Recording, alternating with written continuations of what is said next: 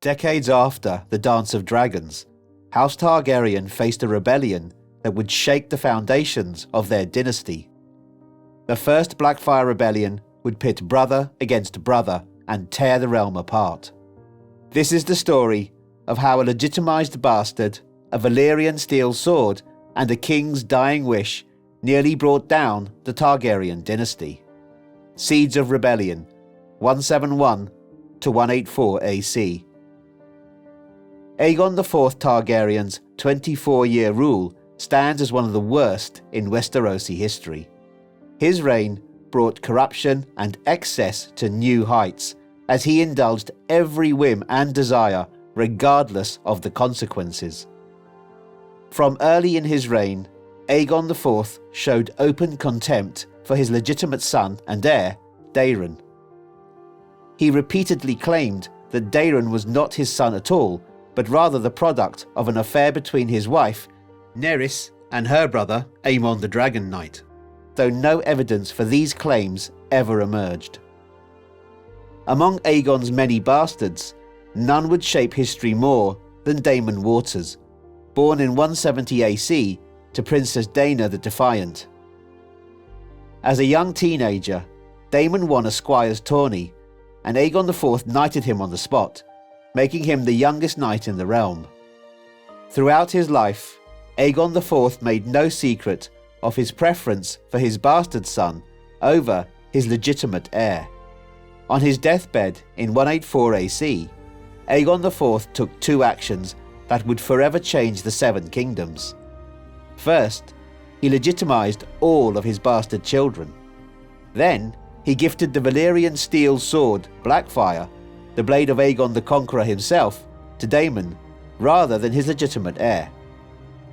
The sword had long served as a symbol of Targaryen rule, and many saw this gift as Aegon's final statement about succession. But why didn't Aegon simply name Daemon his heir? Some believe he lacked the strength to change centuries of succession law on his deathbed. Others suggest that even Aegon IV dared not openly defy tradition by placing a bastard-born son before his legitimate heir. Perhaps he knew that such an action would have thrown the realm into immediate civil war. Whatever his reasons, by legitimizing Daemon while leaving the succession unclear, Aegon IV ensured that others would eventually fight the battle he had avoided. The Dornish influence, 184 to 196 AC. When Daemon II ascended the Iron Throne, the realm underwent a dramatic transformation. Unlike the warrior kings before him, Daemon was a learned man who preferred books to swords. It's what we've been waiting for our whole lives. It's what Father trained us for, whether he knew it or not. The Red Keep, filled with maesters, septons, and most controversially, Dornish nobles. The marriage of Princess Daenerys to Prince Maron Martell in 187 AC marked the culmination of Daemon's diplomatic efforts. Through this union, Dorne finally joined the Seven Kingdoms peacefully, accomplishing what Aegon the Conqueror's dragons could not. However, the terms proved contentious. Dorne retained its unique title of Prince rather than Lord Paramount, and kept many of its independent customs and laws. In the songs and stories of the time, it was said that Daemon and Daenerys had feelings for each other, though whether this was true or merely propaganda for the later rebellion remains debated by maesters to this day. The Great Bastards. Among Aegon IV's other legitimized children, two would prove crucial to the coming conflict. Aegor Rivers, called Bittersteel, was born to a noble of House Bracken in 172 AC. Brynden Rivers, known as Bloodraven, was born to a Blackwood mother in 175 AC, bearing distinctive albino features and a wine-stained birthmark that covered half his face. These half-brothers became bitter enemies. Both men sought the hand of their half-sister, Shiera Seastar, whose beauty was renowned throughout the Seven Kingdoms. She chose Bloodraven, ensuring Bittersteel's eternal enmity. Houses divided, 196 AC. When Daemon declared his claim for the Iron Throne, he chose as his sigil the Targaryen dragon with the colours reversed, a black dragon on red, rather than the traditional red on black. This earned his supporters the name the Black Dragon faction, while those loyal to Daemon II remained under the traditional Red Dragon banner. When the realm erupted into open war, ancient loyalties and grievances shaped the battle lines. House Ironwood of Dorne, traditional rivals of House Martell, who had long resented their overlord's rise to power, were rumoured to have seen in Daemon's cause an opportunity to shift the balance of power in Dorne. In the Riverlands, the bitter rivalry between House Bracken and House Blackwood played a crucial role, with Aegor Bittersteel River's Bracken blood drawing his mother's kin to Daemon's cause. As the conflict spread, lords great and small were forced to choose between the Red Dragon and the Black, their decisions often guided by centuries-old feuds and alliances that ran as deep as the roots of the great werewoods themselves. Daemon's rebellion drew support from various corners of the realm. House Peake, ever ambitious, declared openly for his cause. It is presumed that several other houses from the Reach were divided in their loyalties, as ancient rivalries and personal ambitions played their part. The Tyrells, as lords paramount of the Reach, stayed true to their oaths and stood firm with the crown, as historical records confirm. Their loyalty would prove crucial in the wars to come, as the realm bled in what would become known as the First Blackfyre Rebellion.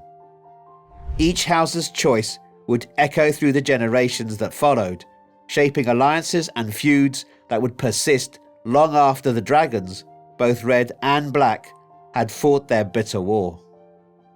Among Daemon's most valuable supporters was Sir Quentyn Ball, known as Fireball, the former Master-at-Arms of the Red Keep. His military experience and reputation drew many young knights to the Black Dragon's banner. The Early Battles, 196 AC. The war began with victories for the Black Dragon. Sir Quentyn Ball proved devastating in the early campaign, using his knowledge of castle defences to great effect. Multiple strongholds in the Reach fell to rebel forces. The most celebrated early clash came between Daemon and Sir Gawain Corbray of the King's Guard. Their duel, fought with the Valyrian steel swords Blackfyre and Lady Forlorn, lasted nearly an hour. Daemon's victory in single combat only added to his growing legend. King Daemon II's greatest defenders proved to be his 4 sons. Prince Baelor Breakspear Targaryen emerged as a brilliant commander, while his brother, Prince Maekar, showed fierce determination in battle. Meanwhile, Bloodraven commanded the Raven's Teeth, an elite company of archers whose arrows would prove decisive. The Battle of Redgrass Field, First Moon, 196 AC. The armies met on what would become known as the Redgrass Field, with both sides fielding significant forces. Daemon commanded his loyalists, including the battle-tested veterans who'd already won him victories across the Reach. King Daemon's forces were led by his eldest son, Prince Baelor Breakspear. Prince Baelor demonstrated his tactical prowess from the battle's outset.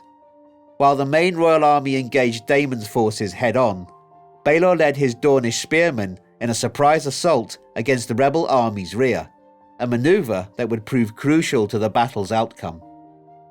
Bloodraven, commanding his elite archery company, known as the Raven's Teeth, took position on the Weeping Ridge, overlooking the battlefield. This vantage point would allow his archers to rain arrows down on any part of the field below. The tide turned when Daemon's son Aegon was struck down in the fighting.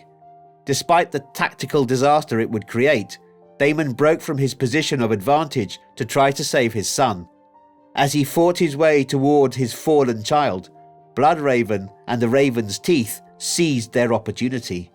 Their arrows brought down both Daemon and his son, Aemon, who had followed his father into the trap. During the chaos that followed, Bittersteel and Bloodraven finally met in direct combat. In this clash between half-brothers, Bittersteel proved the better swordsman, striking Bloodraven in the face and taking his eye before the tide of battle forced him to retreat. With Daemon fallen, the rebel army began to break apart. Though Bittersteel attempted to rally the surviving forces, the Blackfyre cause was lost. Many rebels threw down their weapons, while others fought to the bitter end. Aftermath and the Golden Company, 196 to 197 AC. In the battle's aftermath, Bittersteel fled across the narrow sea with several of Daemon's surviving sons, ensuring the Blackfyre threat would endure. In 197 AC, using his own wealth and contributions from exiled supporters, he founded the Golden Company. This sellsword company would become the most famous in Essos, known for never breaking a contract. Their words, beneath the gold, the bitter steel, reflected both their founder's name and their true purpose, to seat a Blackfyre on the Iron Throne.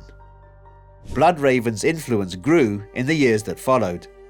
As Hand of the King, under both Daeron II and later Aerys I, he developed an extensive network of informants to guard against future rebellions. People whispered, "How many eyes does Lord Bloodraven have? 1,000 eyes and one." Wars to come, 197 to 260 AC.